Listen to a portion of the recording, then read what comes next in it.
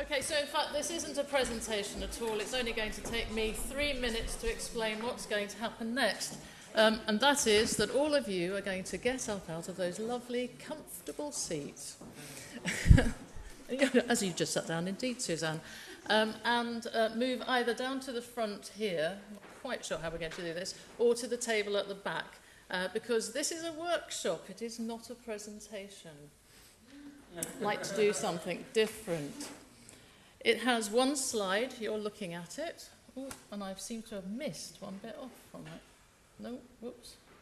Oh gosh, the rules, they've gone missing. Well, we'll put those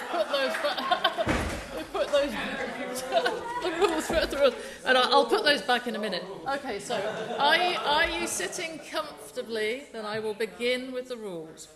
First of all, there are two aims to the exercise this afternoon. And that's for you to share your knowledge about the OER projects that you're aware of, the types and styles and the contents of them, as well as the technologies and perhaps the OER communities of practice that you belong to, because there'll be many different ones of them. And we also have a cunning plan that we'd like to use this as an opportunity on behalf of the AllNet project to collect some intelligence from you to see how you perceive those OER projects.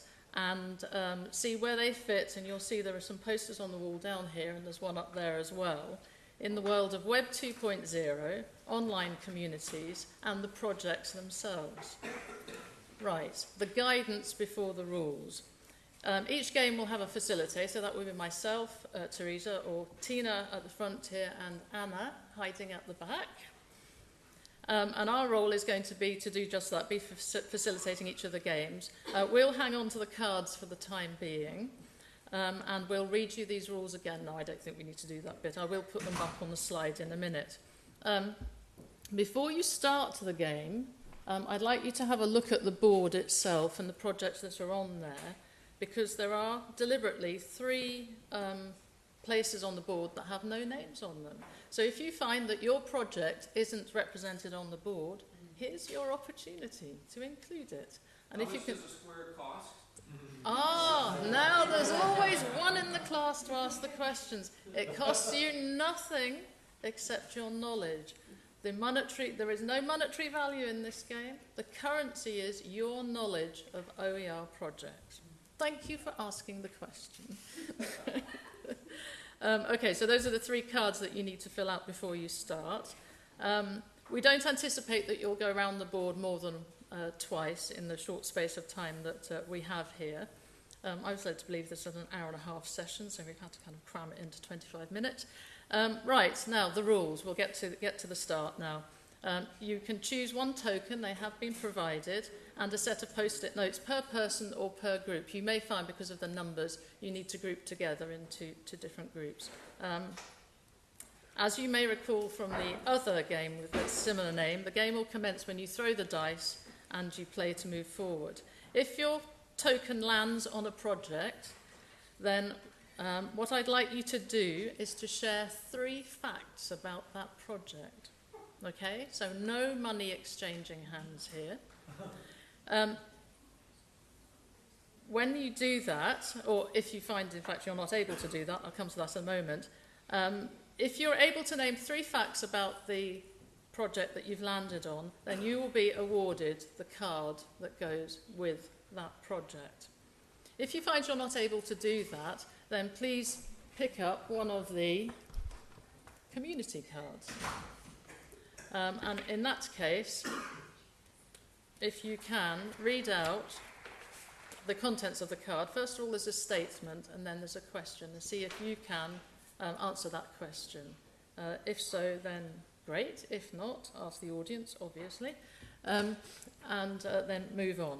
But the only way that you qualify for the project card is by offering 3 facts about it. I do know from having played the game before that it's hellishly easy to cheat at this game. I have a number of colleagues who managed to do that within about 5 minutes flat. When you are awarded a card, which I'm sure all of you will be, please read out the contents of it, because that way you'll be able to share the knowledge that you have about it and maybe a few other facts that you didn't know with the group. And I must say that that is the premise of the game at the end of the day. It's about sharing your knowledge of the projects that you land on. When you are awarded said card, there's one more thing to do. Can you write down the name of the project onto the post-it note and then place it onto one of the circles or between the circles as appropriate in terms of your knowledge of that project, where you think it fits in those circles. Right, anything else?